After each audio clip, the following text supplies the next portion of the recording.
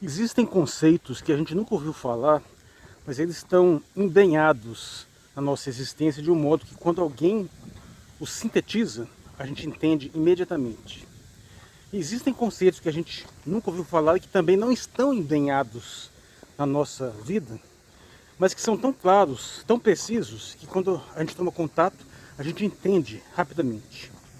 E também existem conceitos que estão radicalmente embrenhados na nossa vida, mas que são tão desprovidos de sentido que basta uma reflexão simples para você perceber que você, de uma certa forma, foi enganado. E esse é o caso do conceito de civilização judaico-cristã. Eu sou Marcos Valério XR e hoje, no dia 24 de setembro de 2020, eu pretendo explicar por que isso não faz o menor sentido. É uma fraude intelectual. Civilização, resumidamente, é uma tradição que geralmente envolve várias influências culturais, extremamente rica, letrada e que se transmite através das eras, embrenhando modos de vida bastante complexos. Geralmente vem do termo do conceito de cidade, né, civitas. Então, geralmente são estágios mais avançados de desenvolvimento cultural. E uma civilização como a nossa, que é difícil delimitar, é um conceito meio abstrato. Você pode falar de uma civilização brasileira, de uma civilização latino-americana, dá para falar de uma civilização ocidental, ou seja, de várias formas. E claramente você pode falar de uma civilização judaica. No entanto, por que usar o termo civilização judaico-cristã como se tivesse algo de especialmente mais próximo entre essas duas tradições do que com relação a outras? Vamos fazer uma observação em alguns níveis. Por exemplo, um dos mais claros, que é a linguística, o modo como nós nos comunicamos, as palavras que a gente herda. Se você for pesquisar as palavras portuguesas de origem árabe, você vai encontrar uma vastidão infindável que eu dispenso citações. De origem grega, mesma coisa. De origem latina, não tem nem o que dizer. Se você for procurar palavras em português de origem judaica, elas são muito pequenas e, em geral, passam para a gente através da teologia cristã, através das referências bíblicas, que é a única coisa que efetivamente permite falar de uma conexão entre essas duas culturas. No entanto, até mesmo essa, de ordem bíblica e cristã, ela é, antes de tudo, uma subversão total do judaísmo original. O cristianismo não é um complemento do judaísmo, de forma nenhuma.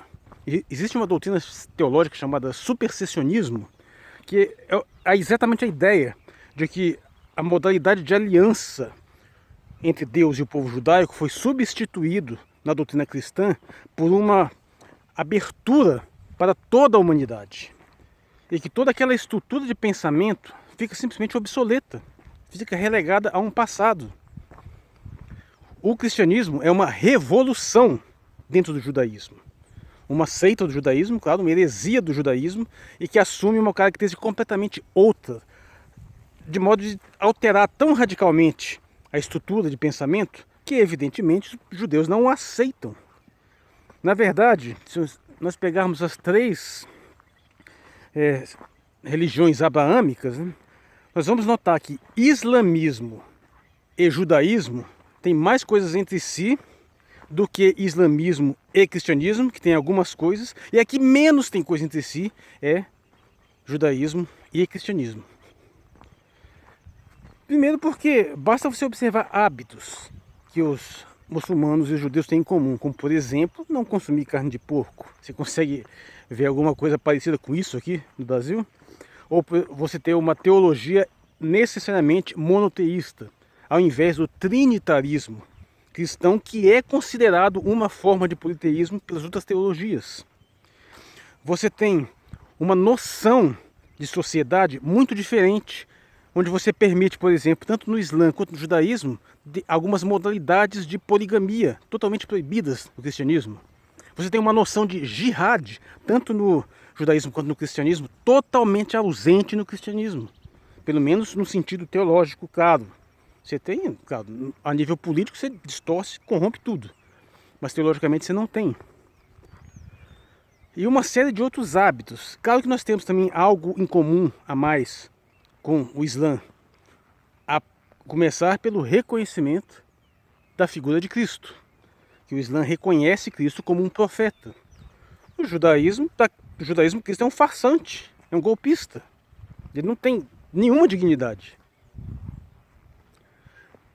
Dessa forma, o grau de distância entre o judaísmo e o cristianismo é imenso. Não justifica de forma nenhuma falar numa civilização judaico-cristã. Faria mais sentido falar numa civilização cristã islâmica. Ou faz perfeito sentido falar numa civilização romano-cristã ou greco-cristã. Tudo isso seria mais caro, seria mais justificável do que falar em judaico-cristianismo. Pois bem, eu falei da questão linguística. Nós herdamos algumas coisas por meio da teologia, como os nomes de alguns anjos, algumas palavras que a gente repete vieram pela tradição, mas no nosso dia a dia mesmo, enquanto a gente tem uma infinidade de palavras de origem grega, romana, árabe, até inglesa, algumas até mesmo de origem chinesa e japonesa, as de origem judaica são ínfimas, quase que dá para contar nos dedos. Mas a nível cultural mais sofisticado, mais elevado, veja bem, os nossos costumes. O que a gente tem de costume judaico? Para começar, a gente nem conhece os ritos judaicos, como Yom Kippur, como Bar Mitzvah, como Purim. Ninguém nem sabe, você não sabe o que é isso. A maioria dos ocidentais em geral não sabe.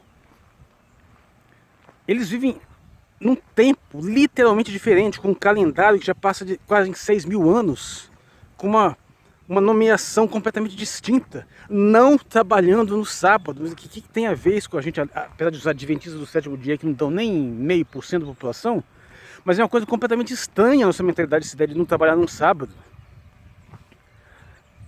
A distância cultural é brutal. Agora vamos passar para uma outra modalidade, mas até diretamente para o estômago, culinária. O que você conhece de culinária judaica? Se você não tem uma influência direta do judaísmo. Eu até conheci um pouco, já tive amigos judeus. Mas, meu amigo, aqui eu moro em Brasília. Brasília é uma cidade bastante desenvolvida. Você come à vontade comida de vários locais do mundo.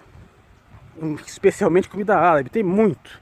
Você tem aqui restaurante de comida africana, que tem muitas similaridades. De várias modalidades de comida oriental. Mas não tem nada de comida judaica, que é lamentável. Eu gostaria de que tivesse. Tamanho é a distância que separa essas culturas.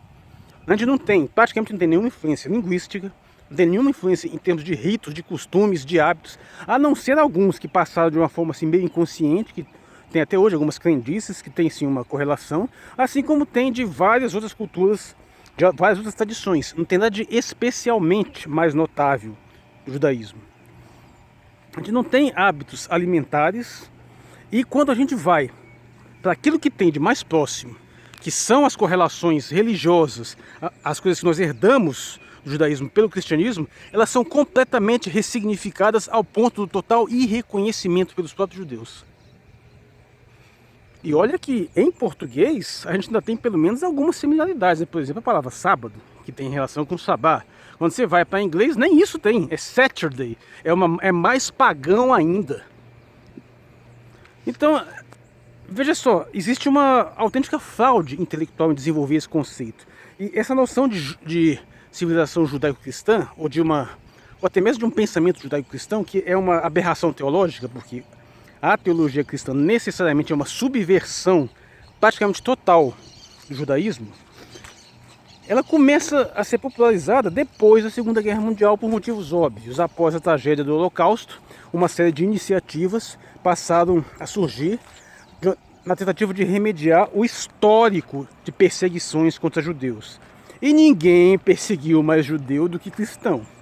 Na realidade, a própria essência da civilização cristã, ela é essencialmente anti-judaica, ela é a negação do judaísmo.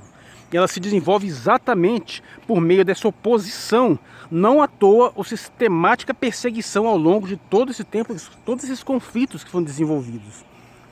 A própria tensão, que hoje parece muito forte entre Islã e judaísmo, que é bem mais recente, historicamente falando. Aliás, é praticamente da agora do século XX, por causa da fundação do Estado de Israel, principalmente.